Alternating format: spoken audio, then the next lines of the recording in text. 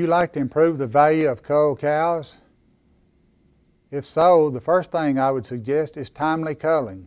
We need to cull those animals while they're still in good condition and they're still productive. If we wait till an animal starts getting relatively thin, they've already passed their point of peak production, we're losing from that standpoint, and then there's not going to be as many pounds to merchandise also. We need to be sure that we are getting rid of these animals before they have the potential of being downers.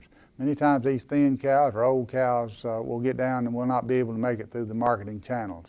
We need to take a close look each year when we're performing our management practices to be sure that we don't have any cows that are getting too old, their teeth are worn down quite a bit, or maybe non-existent, they're getting arthritic, they have foot problems, whatever. Once we notice that an animal does have a problem, that is going to be the prime time to go ahead and get that animal moved on through the market.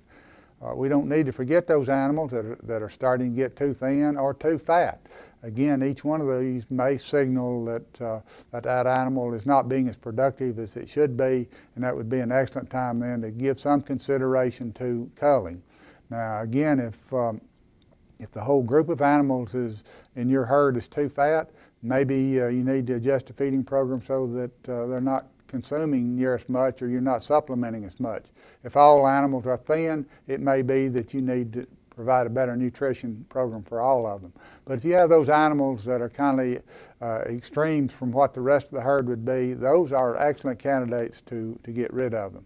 Well, when do you get rid of a cow?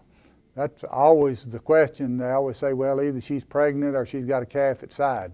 But there's got to be a line drawn in the sand somewhere saying, well, she's just got to go. So generally, sometime after she weans that calf is going to be the best time for culling.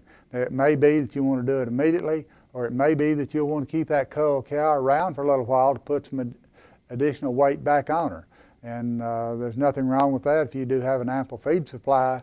The only thing that I caution in doing this is that she is actually on that cull list and she will be culled again and not kept over and let have another calf. Because many times I've seen producers that think, well, I can add some extra weight, and then they forget about her and she ends up calving again, and then that's where sometimes we run into problems. So we can add some extra value to these cull cows if we'll just follow just a few simple management practices.